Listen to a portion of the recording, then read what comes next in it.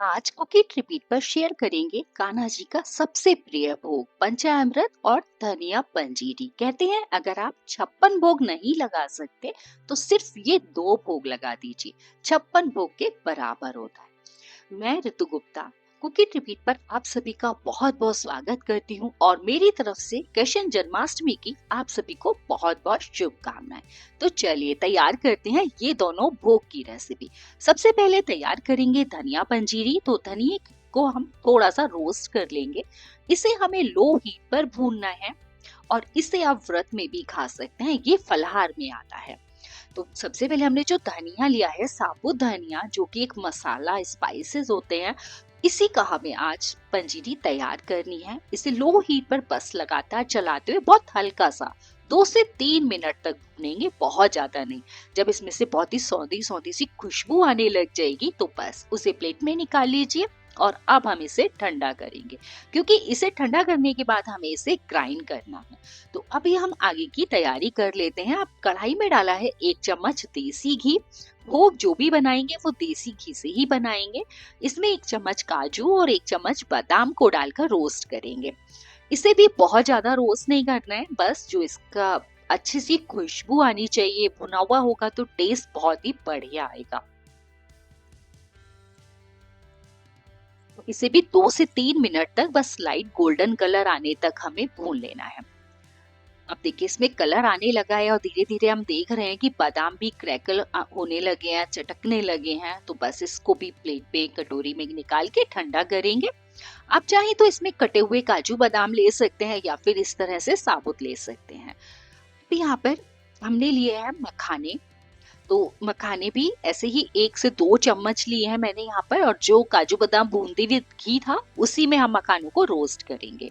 इसका भी बस मॉइस्चर निकालना है, बहुत ज्यादा नहीं भूनेंगे। 2-3 मिनट में इसको बस थोड़ा सा क्रिस्पी और क्रंची करना है।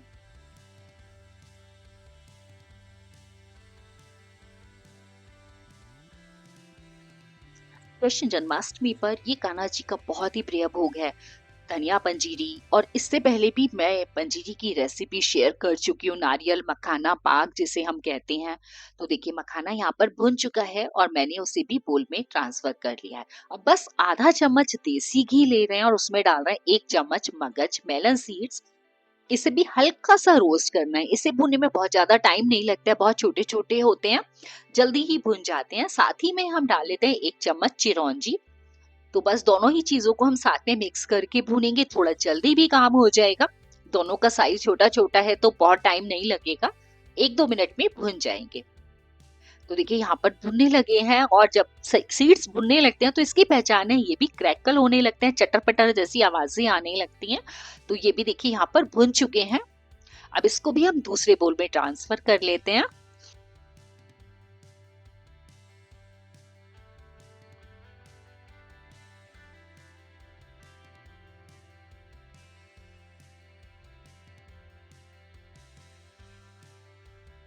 यहाँ पर 2 से 3 चम्मच मैंने कढ़ाई में डाला है डेसिकेटेड कोकोनट। ये भी बस हमें हल्का सा भूनना है। जब ये सब चीजें रोस्ट होने लगती हैं, बड़ी अच्छे से इसमें से खुशबू आती है, नारियल की खुशबू बहुत ही बढ़िया, एकदम मीठी मीठी सी होती है। तो 1-2 मिनट बाद ही अब हम इसे कढ़ाई से निकाल लेंगे, क्योंकि हमें कोई कलर वगैरह चेंज नहीं करना है, बस इन चीजों का मॉइस्चर निकालना है ताकि हम इसे हफ्ते 10 दिन तक इस प्रसाद को खा सके। तो सभी चीजें भुन गई हैं। धनिया भी देखिए यहाँ पर ठंडा हो चुका है। अब इसको ग्राइंड कर लेंगे। तो इसका फाइन पाउडर नहीं बनाना है, इससे ना थोड़ा सा हमें कोर्सली ग्राइंड करना है, थोड़ा दरदरा हमें इसको रखना है। देखिए मैंने यहाँ पर इसको ग्राइंड कर लिया है। तो 1 से 2 चम्मच देसी घी कढ़ाई में डालकर ना ये जो धनिया हमने ग्राइंड किया था इसको हमें फिर भूनना है। थोड़ा सा इसका डार्क कलर चाहिए। और यहाँ पर देख लीजिए मैंने ना बिल्कुल भी बारीक पाउडर नहीं तैयार किया, इसको थोड़ा सा कोर्सली रखते हैं। अब इसको लगातार लो हीट पर भूनना है। सारा प्रसाद जो हमें बनाना है वो हमें लो हीट पर ही भून कर बनाना है। तो थोड़ा सा इसका कलर हमें डार्क चाहिए। इसमें से बहुत अच्छी खुशबू आती है जब ये भूनते हैं। तो एकदम सौंधी सौंधी सी जो फ्रेश धनिए वाली खुशबू होती है, वैसे कोरिएंडर सीड की भी खुशबू एक अलग होती है। बस वही खुशबू इसमें से आने लगती है। देखिए कलर भी इसका थोड़ा-सा डार्क हो गया है।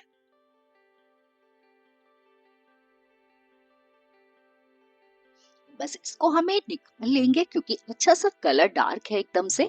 तो इसे भी प्लेट में निकालेंगे और प्लेट में निकालने के बाद इसको ठंडा करना है। ठंडा करने के बाद ही हम इसमें बाकी चीजें मिक्स करेंगे।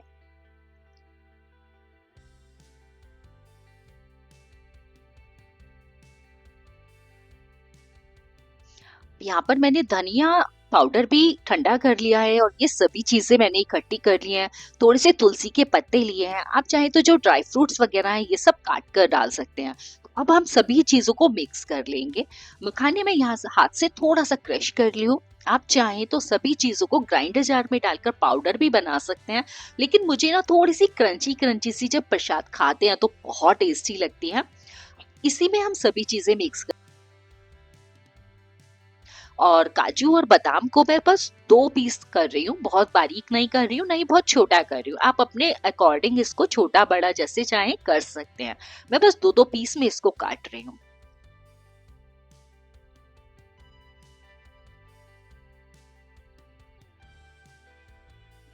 काजू बादाम काटने के बाद इसमें मिक्स करें बस ये ग्रेटेड कोकोनट और अब हम ये दिया है धनिया पाउडर जिसे हमने भूना था, बिल्कुल पूरी तरह से ठंडा होना चाहिए, उसके बाद ही हम इसमें मिक्स करेंगे।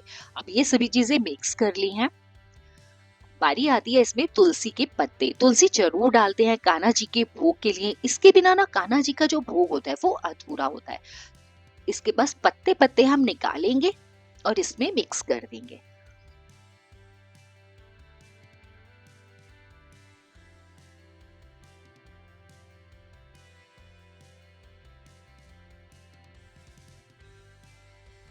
बारी आती है इसमें मीठा डालने की, तो आप मिश्री पाउडर ले सकते हैं। मैं यहाँ पर खांड का यूज कर रही हूँ। शुगर पाउडर यानी कि चीनी पाउडर को भी पीस कर ले सकते हैं। तो बस वो भी हमने 3 से 4 चम्मच इसमें मिक्स किया है।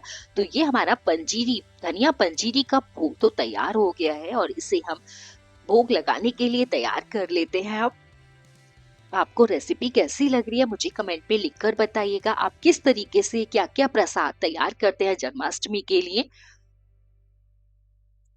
तो देखिए ये हमारी तैयार हो गई है धनिया पंजीरी। अब धनिया पंजीरी के साथ हम एक और प्रसाद यहाँ पर तैयार करने वाले हैं जो कि बहुत टेस्टी भी बनता है और कान्हा जी को बहुत पसंद है। हर किसी भगवान के लिए हम वो भोग जरूर लगाते हैं। इसे कहते हैं पंचामृत। 5 चीजों से मिलकर हम इसे बनाते हैं। लेकिन इसे बनाने की एक अलग ही टेक्निक है। इसे एक तरीके से बनाया जाता है। 5 चीजें इकट्ठी की जाती हैं और उनका जो क्रम होता है बढ़ते क्रम में उसको हम बनाते हैं। तो इसके लिए सबसे पहले हम ले रहे हैं दही। दूसरा या हम खांड यहाँ पर ले रहे हैं, मिश्री पाउडर भी ले सकते हैं, शहद लिया है और कच्चा दूध गाय का या फिर कच्चा जैसा भी हो, भुने हुए मखाने, गंगा जल, तुलसी के पत्ते और देसी घी। साथ में मैंने यहाँ पर कुछ ड्राई फ्रूट्स लिए हैं जिसे मैंने रोस्ट कर लिया है पहले ही, जैसे चिरौंजी है, मगज है, बादाम और काजू है। छोटे छोटे से टुकड़े कर लिए हैं मैंने सभी चीजों के। अब इसे बनाने का तरीका थोड़ा सा अलग है। जैसे हम बढ़ते क्रम में मैंने आपको बताया था, जैसे 1 चम्मच हम डालेंगे इसमें देसी घी। अब हमें डबल करना है तो 2 चम्मच हम इसमें डालेंगे शहद। इसी तरीके से पंचामृत को बनाया जाता है। और अब हम इसमें डालेंगे 4 चम्मच खांड या फिर मिश्री। मिश्री पाउडर भी ले सकते हैं, मिश्री भी ले सकते हैं या फिर खांड भी ले सकते हैं। तो मैं उसी चम्मच से एक ही चम्मच लिए मैंने, एक ही साइज की, और उसी से सब चीजें नाप कर यहाँ पर डाल रही हूँ। 4 चम्मच हमारी हो गई खांड। 4 को हम डबल करेंगे, 8 चम्मच होगी हमारी दही। तो 1, 2,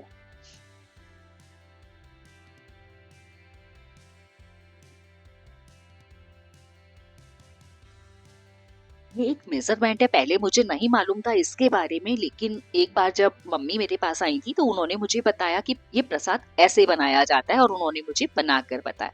तब से बस मैं इसी तरीके से बनाती हूँ। अब हमें दूध लेना है, कच्चा दूध लें। 8 मतलब 16, 8 का डबल हमें 16 चम्मच हमें यहाँ कच्चा दूध इसमें डालना है। तो आप काउंट करके देखिएगा, बिल्कुल प्रॉपर 16 चम्मच ही कच्चा दूध मैंने इसमें मिक्स किया है।